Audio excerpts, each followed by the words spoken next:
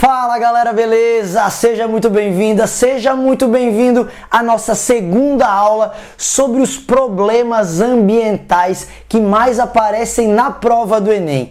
E já para começar essa nossa aula, sem muita enrolação, o primeiro problema ambiental é um que já caiu muitas vezes no Enem. Estou falando dela, da eutrofização.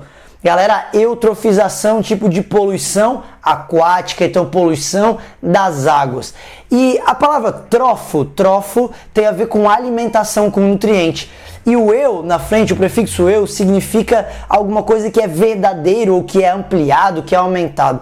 Então, uma eutrofização significa uma área, tá? Um lago eutrofizado é um lago onde nós temos uma quantidade muito grande de nutrientes ali.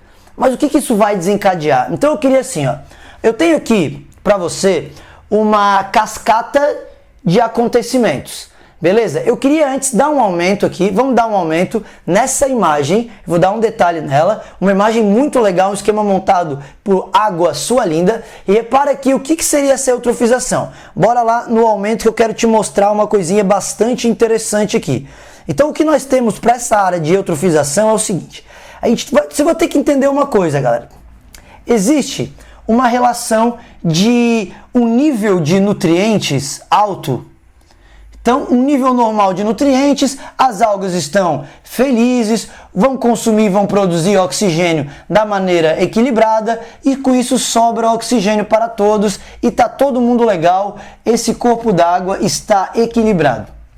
Mas acontece que quando nós lançamos esgoto não tratado, fertilizantes artificiais, lembra fertilizante composto com nitrogênio, com fósforo, isso vai parar no corpo d'água. Acontece nessa região aqui um excesso de nutrientes e aí as algas e os micro-organismos acabam se proliferando de maneira exagerada, excessiva, e com isso existe um consumo de oxigênio muito grande nessa área.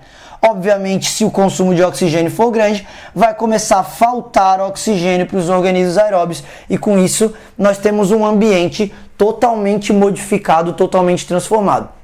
Então eu quero que você preste atenção, porque nós temos uma cascata de eventos, uma cascata de acontecimentos, mas eu gostaria que você ficasse muito atento ao que inicia um processo de eutrofização e como essa área está lá no final. O que aconteceu ali para que a maior parte da vida tenha se extinguido, digamos assim. Então vamos lá. Primeira coisa é o tal acúmulo de nutrientes. O que seria esse tal acúmulo de nutrientes?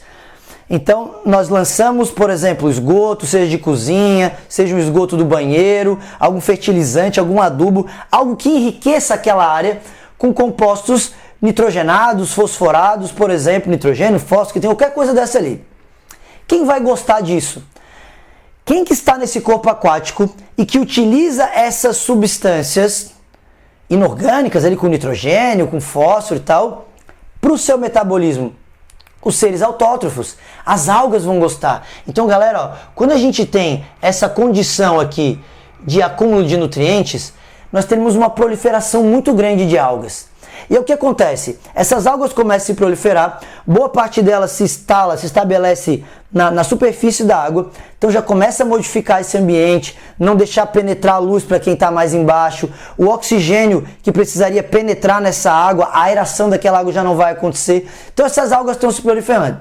Vocês sabem muito bem que as algas, elas têm um ciclo de vida muito curto, elas se reproduzem muito, então elas nascem, vão se reproduzir e vão morrendo, então nós temos, além de ter um acúmulo de nutrientes ali, nós temos também uma mortalidade muito grande de algas e de outros seres vivos. Então, o que acontece é que essa proliferação exagerada de algas vai acabar provocando uma proliferação exagerada de organismos decompositores. Porque, como tem um acúmulo de nutrientes nessa água e muitas algas crescendo, morrendo, quem vai adorar esse ambiente? Os decompositores, as bactérias, por exemplo, que fazem a decomposição. Aí tem um problema, porque esses organismos decompositores, a maior parte deles é aeróbia. Então, utiliza o oxigênio para fazer essa decomposição. Com isso, nós teremos um aumento dessa decomposição e um aumento da DBO. O que seria essa DBO? A demanda bioquímica ou biológica de oxigênio. Então, nós teremos muitos seres aeróbios ali e eles vão precisar de uma quantidade muito grande de oxigênio para realizar os seus metabolismos, seus processos. Com isso, galera, é o que a gente estava vendo na imagem anterior. Todo mundo vai passar a querer usar aquele oxigênio daquele lago, daquela região, e o oxigênio vai diminuir muito. Então nós temos aqui uma redução drástica do oxigênio daquele corpo aquático. Obviamente, se nós tivermos uma redução de oxigênio, vários organismos aeróbios mais complexos que precisam de uma quantidade grande de oxigênio vão acabar morrendo. Se os organismos morrem, esses aeróbios, nós aumentaremos a mortalidade ali, mas não tem mais oxigênio, então as bactérias aeróbias que decompõem também já não estão mais ali. Isso é o caminho para que seres anaeróbios se proliferem nessa região, então proliferação de seres anaeróbios. E a decomposição anaeróbica, que são essas bactérias, ela acaba liberando gases tóxicos. Então a gente vai passar por essa região de um lago eutrofizado. Primeiro a gente vai ver uma área que tem um cheiro ruim, muitas algas na superfície, porque embaixo já não tem mais nada. Tá? Tem seres anaeróbios, um ou outro ser aeróbio consegue sobreviver, uma quantidade muito pequena de oxigênio, mas as algas que sobrevivem estão na superfície, porque elas pegam diretamente ali a luz, conseguem se reproduzir, mas abaixo já não tem mais nada. Então uma região dessa, um lago todo nojentão aqui, que eu não gostaria de entrar num lago desse, eu acredito que você não, você também não. Mas olha só, é bom ficar atento, ciente que a eutrofização não é necessariamente algo provocado pelo ser humano. Na verdade, todo lago, tá? Às vezes, se ele é menor é mais fácil, tem a tendência natural ao longo do tempo a eutrofizar. Por quê? Nós temos a chegada de matéria orgânica nisso, né? Ao redor tem árvores, daí tem as folhas, a chuva vem, lava e leva a matéria orgânica para esse lago. Então a tendência natural dos lagos é passar por um processo de eutrofização. Mas de maneira natural, se o lago for grande, isso demora muito tempo, milhares, às vezes milhões de anos para acontecer. Obviamente que o despejo de esgoto, as atividades humanas podem acelerar bastante esse processo de eutrofização. Beleza? Então, fica atento, eutrofização, acúmulo de nutrientes, proliferação exagerada de algas, redução da quantidade de oxigênio naquele corpo aquático, morte dos seres aeróbios, proliferação dos anaeróbios. Isso é eutrofização. Beleza? Várias questões cobram um exemplo que acontece em ambientes de água marinha, do oceano e tal, que pode estar associado à eutrofização, que é o fenômeno da maré vermelha. Lembra que a maré vermelha é uma proliferação exagerada de algas chamadas de pirrófitas ou dinoflageladas. Por que elas se reproduzem demais? Às vezes ela encontra uma corrente mais quente ou às vezes uma quantidade maior de nutrientes e elas vão se proliferar. Então alguma questão pode fazer essa associação ali. Beleza, mas eu queria dar um destaque bastante importante para vocês, para os desastres ambientais que a gente teve com as barragens, o de Mariana e o de Brumadinho. Belezinha? Então é bastante importante isso, porque o desastre de Mariana, que foi o maior desastre ecológico, ambiental envolvendo barragens na história do nosso país, ele já faz bastante tempo, foi em 2015, e aí assim, a prova do Enem ainda não cobrou, não falou nada sobre isso. Vários vestibulares ao redor do Brasil já cobraram esse desastre, a prova do Enem ainda não. E aí, como se não bastasse isso, a gente teve esse ano outro, o de Brumadinho. Então vamos conversar um pouquinho sobre esses desastres e vamos falar um pouquinho sobre as consequências e que tipo de poluição as provas abordam quando trazem esses desastres. Vamos entender aqui o desastre de Mariana. O que aconteceu? Lembra? Vamos pegar aqui, eu vou dar um aumento para você. Olha a cronologia. Nós tínhamos ali uma barragem, que era a barragem de Fundão, e o que acontece é que essa barragem de Fundão, ela se rompeu, e aí a lama, tá, que foi no dia 5 de novembro de 2015, aqui, ó, então, ó, quando tiver o Enem esse ano, vai estar fazendo ali 4 anos, então é bastante importante isso. E aí a lama, esse fluxo da lama acabou descendo, atingiu outra barragem, inclusive inicialmente, aqui, ó, para nesse texto, inicialmente acreditava-se que a barragem de Santarém também havia se rompido, mas depois constatou que a lama da barragem de Fundão, que foi que passou por tudo, cobrindo tudo, o fluxo de lama chegou até o distrito de Bento Rodrigues e ali vitimou famílias, tinham residências ali e tal, né? A lama devastou o subdistrito de Bento Rodrigues, em Mariana, seguindo pelos rios Guaracho e Doce. Galera, o grande problema, assim, ó, ambiental, ecológico mesmo, foi esse fluxo da lama ter continuado e atingido o rio Doce, que é o importante rio daquela região. Então, volta aqui para mim, que é o seguinte. Quando atingiu o Rio Doce, obviamente o rio morreu. Nós vamos falar um pouco sobre isso. Morreu, matou, todo mundo, tudo que tinha ali morreu por causa da lama, quantidade grande de lama. E ela se dispersou tanto, que chegou até atingir o oceano. Então, vamos lá. Estudo aponta lama de rompimento de barragens em Abrolhos, cara. Olha só, esse estudo aqui, ó, é desse mês, tá? Desse mês, setembro de 2019. Cara, a mancha lá de Mariana, aquela lama atingiu Abrolhos, uma importante região que tem corais, vários animais marinhos, aves, mas tudo se reproduzindo ali. Isso é bastante importante. Há 3 anos, rompimento de barragem Mariana causou o maior desastre ambiental do país e matou 19 pessoas. Essa é uma notícia bem lá do início do ano, por isso que ele fala aqui 3 anos, tá? Então foi o maior desastre ambiental da história do nosso país. O número de vítimas humanas, assim, pode não ter sido comparável ao desastre de Brumadinho, mas acaba que pro meio ambiente, galera, claro, para aquelas pessoas ali, para suas famílias, um crime realmente, né? Mas o que eu quero mostrar para vocês, dar um destaque, aqui nós temos uma imagem, vai dar um aumento para você aqui, ó, de como era a região antes e como ela ficou depois. Olha a lama aqui, ó, tudo que ela cobriu, que ela atingiu. E nessa imagem nós podemos ver essa lama toda atingindo o oceano, principalmente ali na região do Espírito Santo. E eu queria destacar o seguinte, quais são os problemas, as consequências disso aqui? Galera, quando a gente tem lama indo para um corpo aquático, concordo que a água vai ficar turva, não penetra a luz, e aí com isso não tem fotossíntese, a oxigenação da água fica prejudicada, então os organismos aeróbios podem acabar morrendo por causa disso. A lama ela vai se acumulando no fundo, então os seres bentônicos, aqueles que vivem próximos ao fundo, vão acabar sendo prejudicados. Isso acontece no oceano aqui também. Ó. Então se tiver coral, por exemplo, ali, já era, vai acabar morrendo. Mas o grande destaque que eu queria dar para vocês é que isso é rejeito de mineração. Então existem metais pesados ali. Então daqui a pouco eu vou citar o principal problema relacionado a esses metais pesados. Aguenta um pouquinho porque eu queria falar também um pouco do desastre de Brumadinho. Porque o desastre de Brumadinho, ele, apesar de ambientalmente falando, assim, né, de termos de rios, ele não foi tão grande quanto o de Mariana, cara, mas ele foi em termos de vidas humanas muito maior. E assim, ó, é muito triste mesmo. Mas vem aqui comigo primeiro, olha o caminho da lama, tá? Então a gente teve aqui uma mina do córrego do Feijó.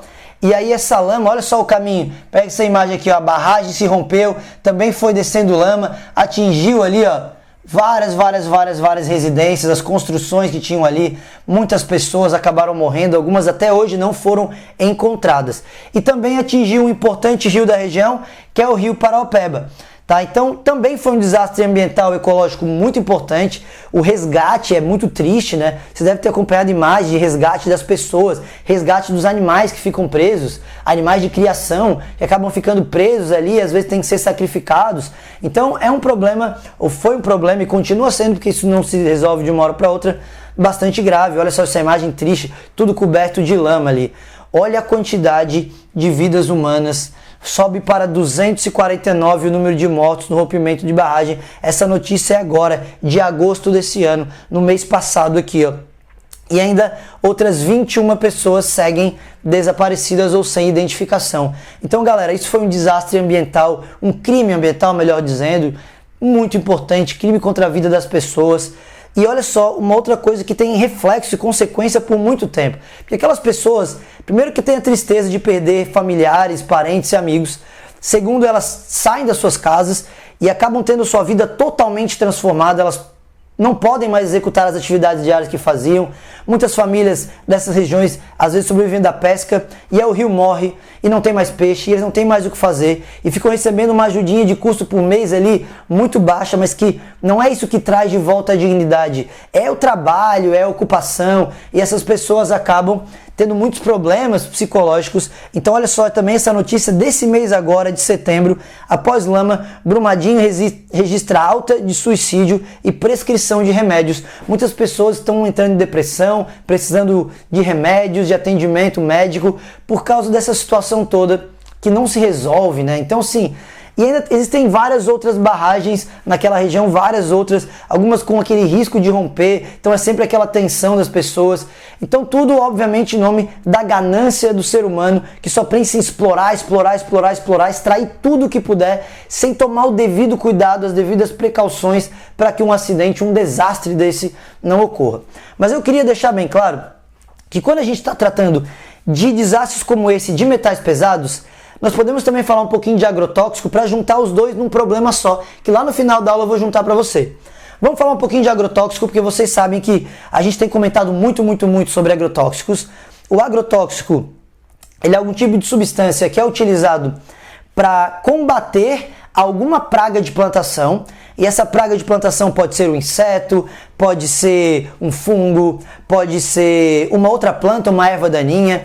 Por isso, nessas classes de agrotóxicos, ou defensivos agrícolas, como os agricultores querem que a gente chama, porque agrotóxico dá a ideia de que faz mal, nós temos aqui, ó, inseticidas, obviamente, que vão combater insetos, os herbicidas, que vão combater as ervas daninhas, nós temos fungicidas para combater os fungos, e assim vai. Então, as principais mais utilizadas são os inseticidas ou os herbicidas, beleza? São as duas classes mais utilizadas. Então, vamos pensar assim. Existe uma plantação, tá, de soja, digamos, e aí pode ser que essa plantação tenha praga. Então tem um inseto ali, uma espécie de inseto que se alimenta das folhas da soja e com isso causa uma perda na produtividade. Então para isso, aí entra o agrotóxico. Ele é utilizado, um inseticida, para eliminar essa praga. Beleza.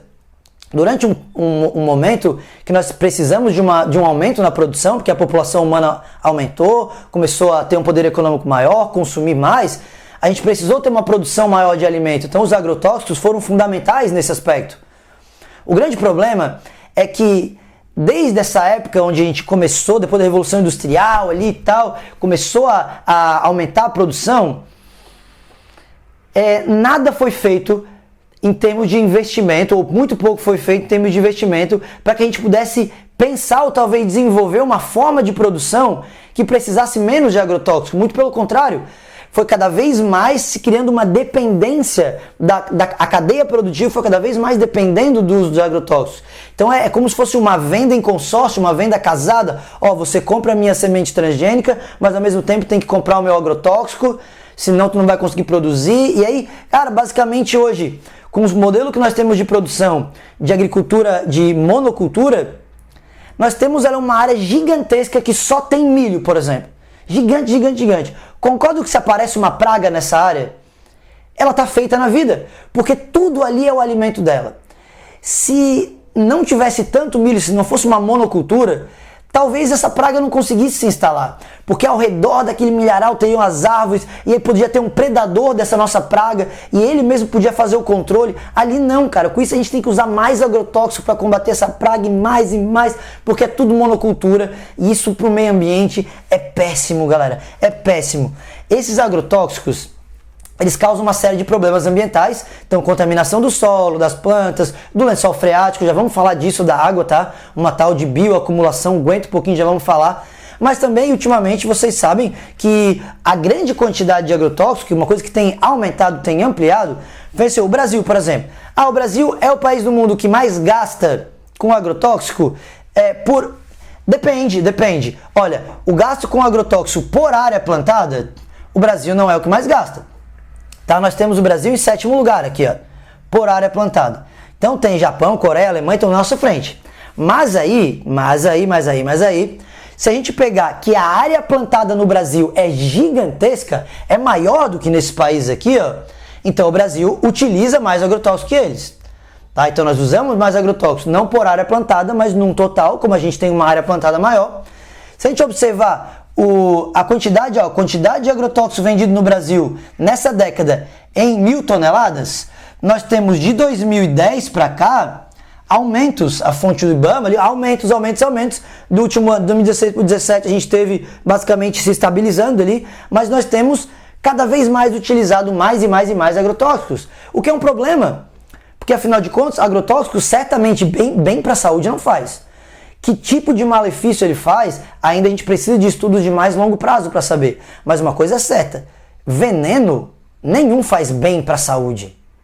Então, o que nós temos de prejuízo nisso? Talvez nós não estejamos desenvolvendo metodologias para deixar de, ou para usar menos. Ninguém aqui vai chegar e falar assim, ó, a partir de amanhã não pode mais usar agrotóxico, ninguém usa mais agrotóxico. Não dá para produzir alimento da forma como nós produzimos hoje sem utilizar agrotóxico. Mas já está mais do que na hora da gente desenvolver e investir em formas alternativas, e elas existem. Vários países estão fazendo, até aqui a gente já tem, vou comentar um pouquinho. Mas antes vamos assim, ó, o que isso pode trazer de problema? Aqui vem o que eu queria falar para você, que é a tal da bioacumulação e também a biomagnificação ou magnificação trófica. Vem comigo que eu vou te mostrar o que é isso. Galera, pensa comigo. Uma bioacumulação, olha o nome, é uma substância que está acumulando dentro dos seres vivos.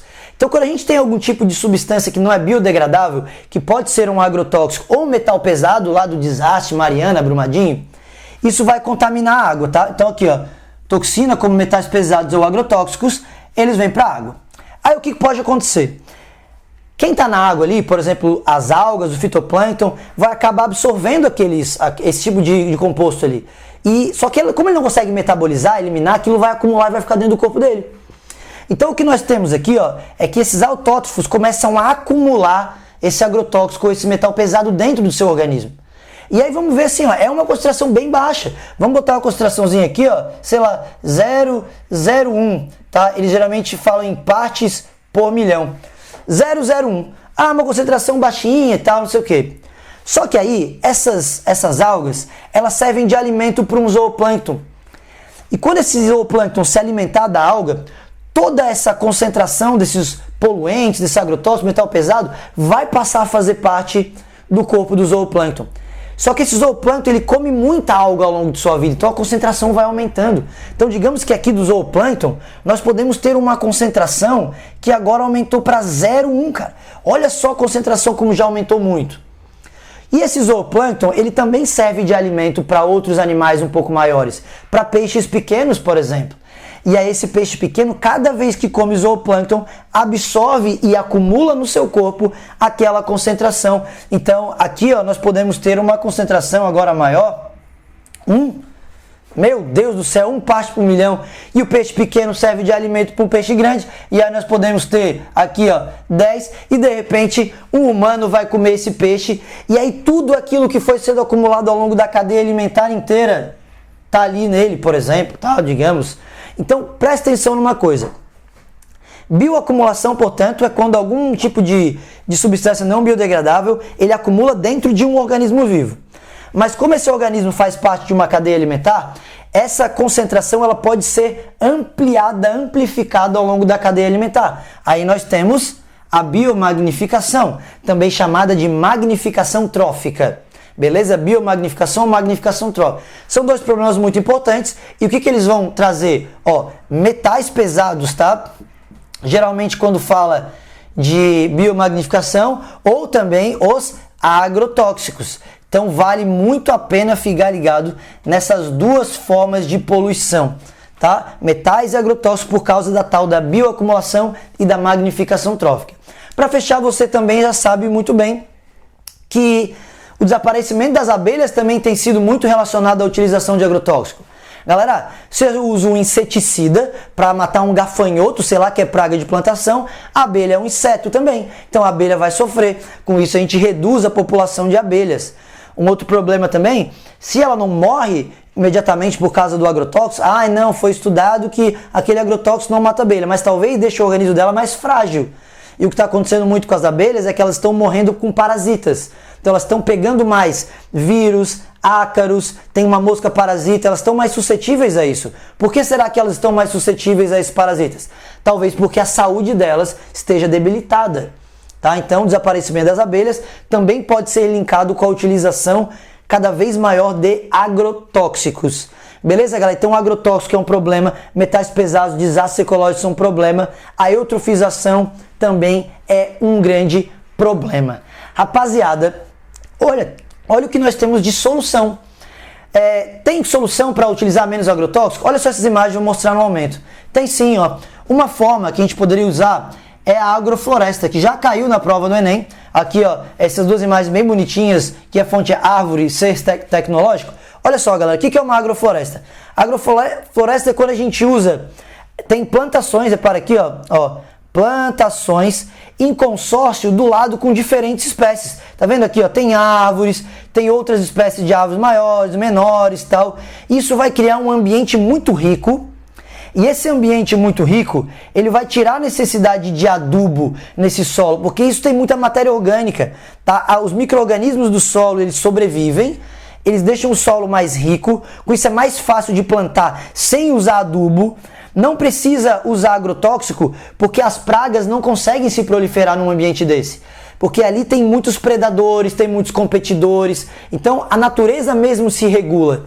Além do que, a gente tem uma produtividade grande sim numa área dessa, num ambiente de agrofloresta, onde a gente intercala floresta com plantação comercial, que a gente quer plantar milho, soja, essas coisas assim.